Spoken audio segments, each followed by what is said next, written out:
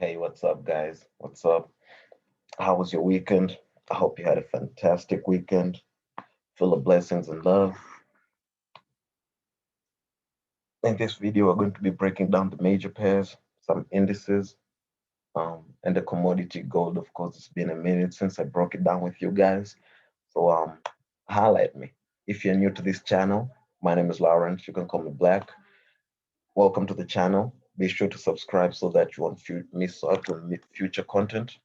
So without further ado, we're going to start out with the news of this week.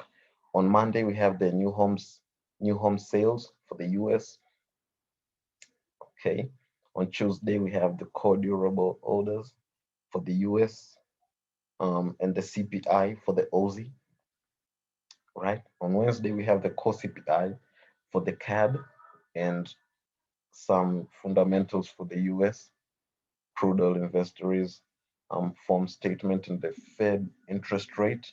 The strongest news of the week, obviously, the interest rate. And then we have on Thursday for the euro, we're going to have the ECB publishes an account for the monetary policy meeting. This will be for the euro, obviously. On Thursday, we have the GDP for the US, initial jobless claim, and the pending home sales.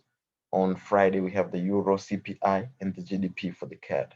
So this week, as you can see here, the US is going to be the most volatile pair based on the fundamentals, right? So yeah, it's going to be a crazy week. It's going to be a crazy week. Can't wait for it.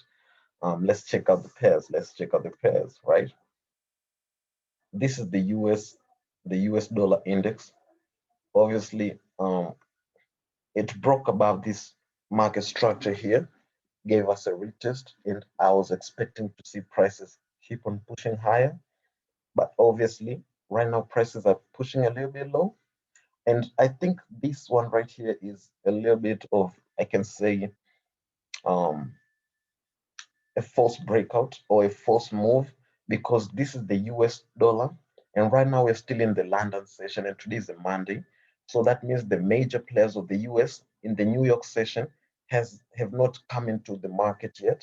So I'm not going to be taking any moves based off this movement right here.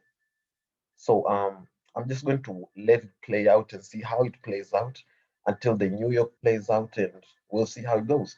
If the market does succeed in going below here, breaking below this market structure here, and pushing lower, then obviously this market structure will have been broken, and I'll be waiting to see market prices keep on falling lower. But other than that, I'm still bullish biased, and I'll be waiting to see prices keep on pushing higher in this US dollar index. So let's check out the S&P 500. I've never actually analyzed this one. It was a request from you guys. So we're going to highlight it and see what's up with it, right? So this is the S&P 500. It's taking a minute to load. It's taking a minute to load. It's taking a minute to load. So based off the US30 that the US dollar index that we were just talking about, the US dollar index actually influences a lot of currency pairs that have the US. So if you don't always analyze it, I advise you to actually analyze it before you actually look at the other US dollar pairs, right? This is the US S&P 500. It represents, this index represents the major 500 companies in the US. So obviously, as you can see, it's a uptrending index. It's always pushing higher. So based off this market structure, you can see it's in an ascending. Excuse me, guys. It looks like I had a network problem. Based back to the S&P 500, as you can see, the most previous market structure that was being broken was this one right here, and the prices did retest here, and right now prices are actually pushing higher. Now going back to the lower time frames of the 4 hour, we can actually see on the 4 hour that the market structures did again break this previous high here. Now I'll be expecting to see prices keep on pushing higher, but looking at this market structure here, you can obviously see that the market has a very strong bearish momentum here.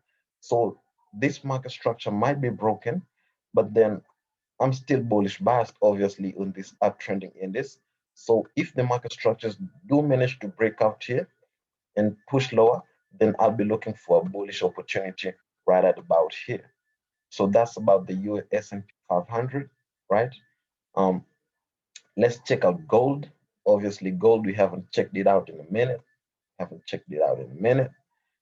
Gold, based off the daily time frame, the daily market structure, we can obviously see that the bearish momentum, obviously, first and foremost, it was in this bearish rally, bearish trend, until it created this low, this high, and then it created this lower low, and then prices did break above here, breaking this high here, creating a higher high, meaning this is a new high, right?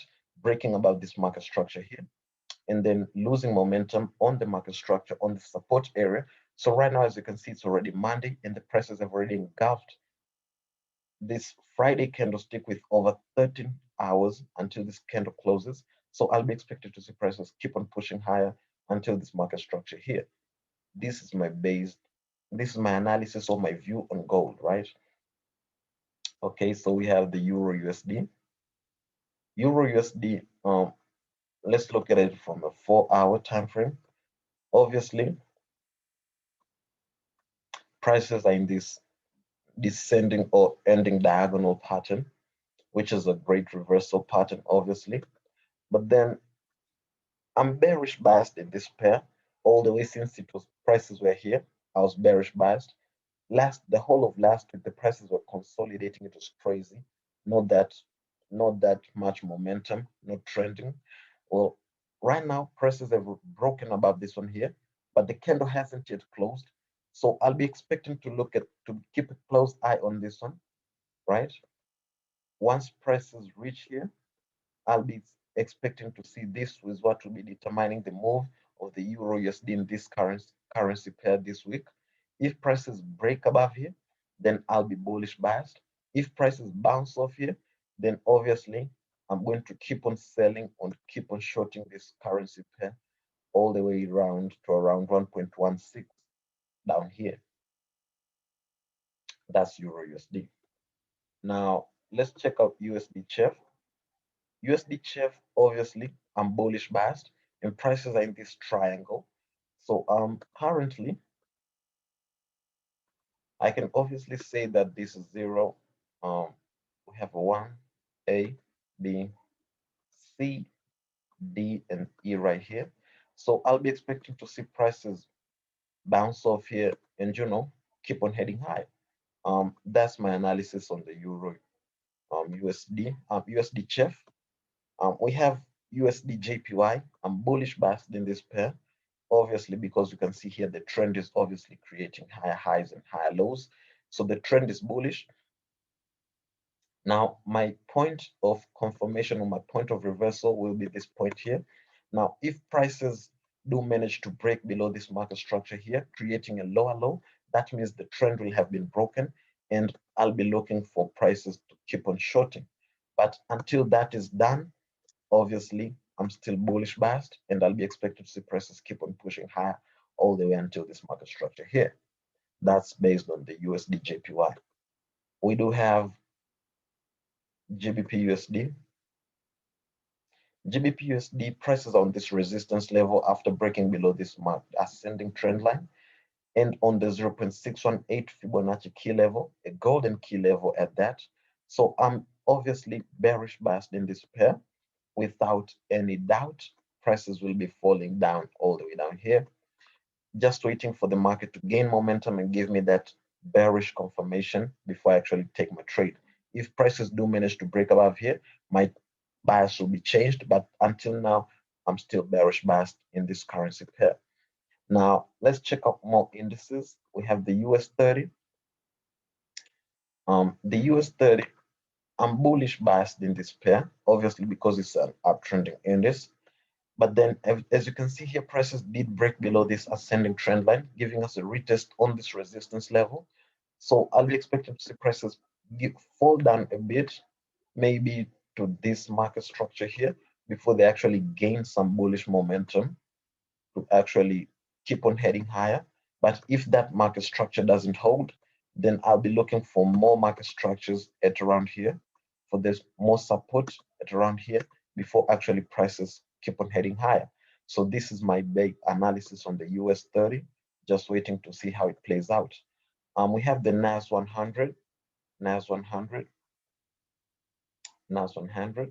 So we are in this ascending channel pattern, as you can see here. Now, I'm obviously expecting to see prices give me a third bounce on this ascending trend line so that prices can actually retrace to this market structure before it actually keeps on pushing higher, because obviously this is an uptrending index. So that's that, obviously. And that's my analysis for this week, guys. If this video has been of help to you, don't forget to give us a quick like, subscribe, and hit that bell notification icon so that you won't miss out on the future content that we'll be providing here on the BFX family. If you feel like contacting us, there's more description in the link. There's a link in the description, so feel free to hit that, and I'll see you on the other side. Peace and love. Let's have a great trading week.